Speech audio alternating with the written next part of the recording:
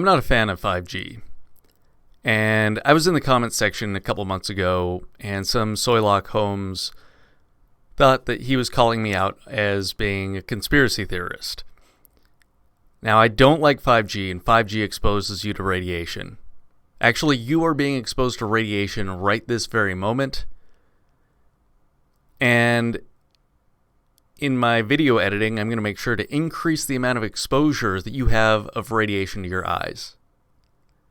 Now, you've probably figured out at this point that all light is radiation, if you didn't know that already. Also, with 5G, you've probably already been exposed to 5G radiation. A lot of those frequencies have been in use for a long time, and they're just in the process of kind of being repurposed over time. So you're not going to develop special powers, and with 5G, you're not going to have to go out and ingest a bunch of iodine to make sure that you don't get thyroid cancer like people who were stationed in Nagasaki after we dropped the bomb, like my grandfather. The reason that 5G is concerning is it exposes your private data to yet more people than they were exposed to before, and these are, of course, your phone carriers. To give you a basic understanding of why 5G is bad for your privacy, I'm going to go and give you a crash course in basic physics. At least one of you is a ham radio operator. You already know this. Another one of you is studying for your ham radio license. But some of you may not remember this from freshman or sophomore year intro to physics class. Light operates on a spectrum, and it goes from low frequency to high frequency. Radio waves are the lowest frequency. Up above those are microwaves, which a lot of people call radio anyway. And in the highest part of the light spectrum, you are dealing with gamma rays, which are ionizing radiation. It's incredibly dangerous. In general, with light waves, lower frequencies go through stuff better than higher frequencies. When you look at things like radio waves and microwaves can go through drywall. Your wireless router is operating on the microwave spectrum.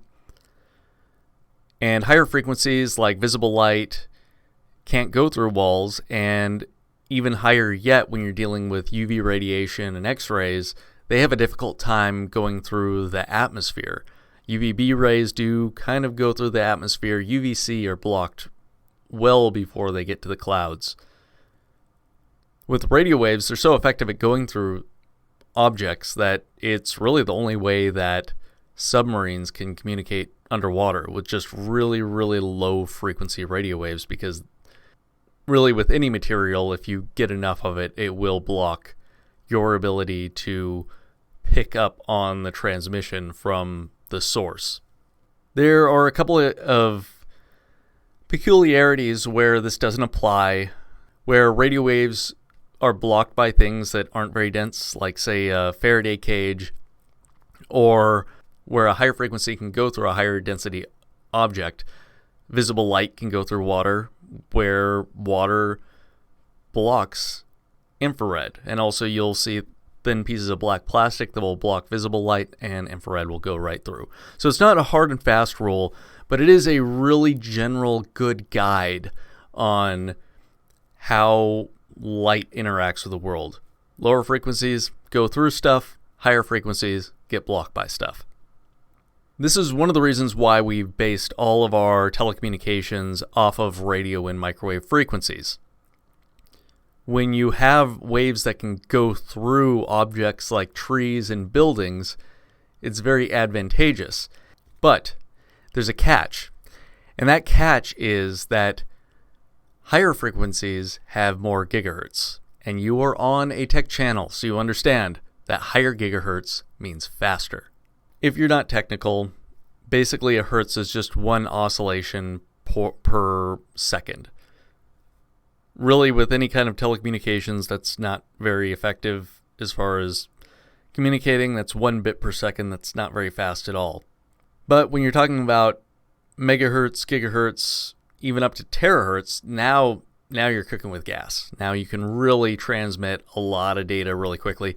And visible light actually operates in the terahertz frequencies, which is why we use fiber optic lines to send large amounts of data. We laid huge lines across the Atlantic Ocean, across the Pacific Ocean, and most of the data that goes through there is banking data for Wall Street trades.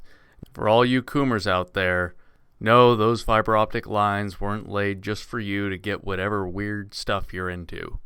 With that need to go with higher and higher gigahertz to communicate faster and faster over time, the carriers are waking up to the fact that radio frequencies and lower frequency microwaves are no longer sufficient to carry the kinds of bandwidth that they need to do to keep up with the increasing number of devices out there and the speed demands that people have of their wireless devices. And that is why they are rolling out the 5G technology now. We're going to last talk about one more thing. So we've covered that faster frequencies require line of sight. They get blocked by objects, so they need to be able to see you.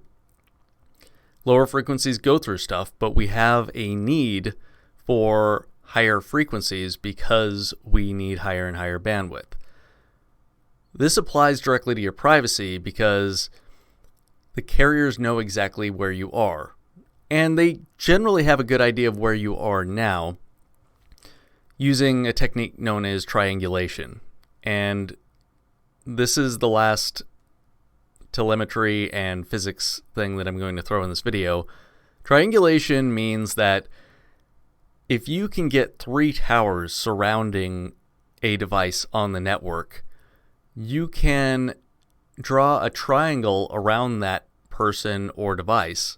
And by detecting the signal strength to that device, you can identify roughly where it is. Now with 4G towers in Southern California, where I am, because there's a lot of mountains, they're basically every mile you'll see a 4G tower. Out in the countryside, you might go a couple miles before you get to the nearest 4G tower, just because out in the country, a lot of times, especially the plain states, it's very flat, so you don't have that need for a lot of towers. With those towers, they can detect your signal strength and get a general idea of where you are. But, as we talked about, higher frequencies require line of sight. So now, with that same triangulation technology, the carriers will be able to detect you to a much, much higher degree of precision. And the level of precision we're talking about here is pretty high. The towers for 5G are probably going to be every couple hundred yards. So they're going to know where you are basically within inches and be able to gather all of the information for all of your day-to-day activities. Something that might be familiar to you is some of this technology is already implemented. On your cell phone, you have your GPS satellite antenna. And when you activate, if you have an Android, your Google device for the first time and you turn on GPS, one of the things that Google asks you is to turn on its ability to use Wi-Fi to detect where you are. You have the GPS satelloons and you have the triangulation, but if you can get the Wi-Fi networks, Google knows exactly where those IP addresses are because they've mapped a lot of that out. So if they're saying Mike's Wi-Fi 111 in your local neighborhood and your phone's Wi-Fi antenna picks that network up, Google will be able to identify, oh, this person is within 100 feet of this location. It's one additional data point that they can use to identify your location. With 5G, that's not even necessary. 5G is already at a level of line of sight that is on par, even a little bit more sensitive than your home Wi-Fi network. So they will be able to tell where you are with a higher degree of precision without the need for a satellite and without the need for you giving permission to your Wi-Fi. With 5G also on your cell phone, most likely 4G network connections are fast enough to give 1080p quality video, which is probably sufficient for anything that you are doing on a day-to-day basis.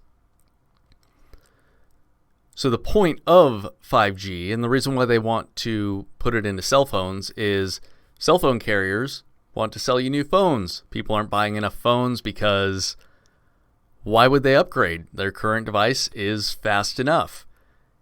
And they want to be able to subsidize the rollout of 5G and add something to your cell phone bill, or at least add a line item on their accounting sheet so that the accounting team can justify exactly why 5G is awesome for their network and their company's bottom line. And the reason why they want this subsidized is because they want to fulfill their vision. And the vision is your cable box, 5G. Your Ring doorbell, 5G. Your car, 5G. Your earbuds, 5G. Your sneakers, 5G.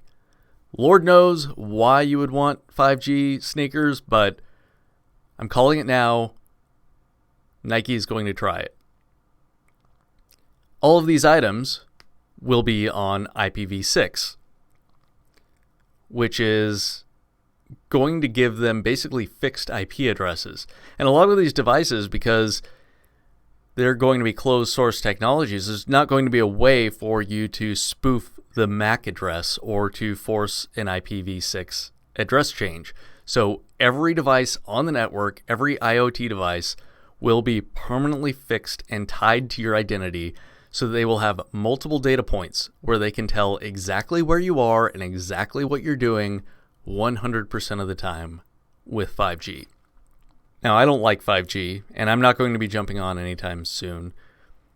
I was very happy with my decision not to go on to any of those Ancestry or 23andMe DNA testing systems, because as things have played out, some of the people who signed up for those services really regretted it. And, you know, the Cherokee Nation told all of their tribal members, don't do this, and that is pretty based, and I think they're happy with their decision to hold the line on that one.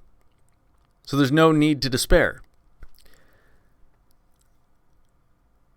Simple resistance is often just enough, and really with my de-Googling project and carrying around a de-Googled phone, one of the things that I've noticed is that in general, my frivolous spending has gone down substantially, because I'm generating some normie traffic, so Google thinks I'm still part of the system, and their targeted ads just aren't very interesting to me. So a simple no thank you is usually enough to get out of view from the Eye of Sauron. As 5G rolls out, don't panic. Just sit back, watch, be patient, and observe as all of these things play out over time.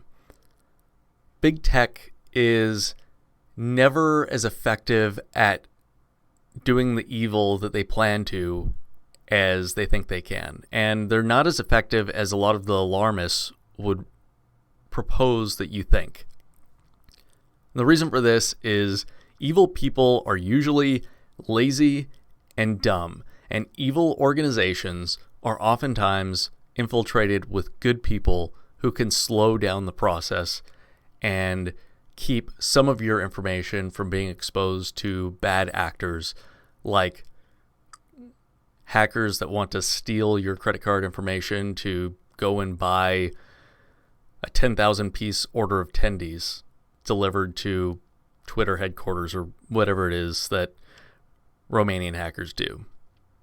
If you watch this far, if you're happy with the message and you like what I'm doing on this channel, please consider popping over to my Odyssey channel and subscribing there.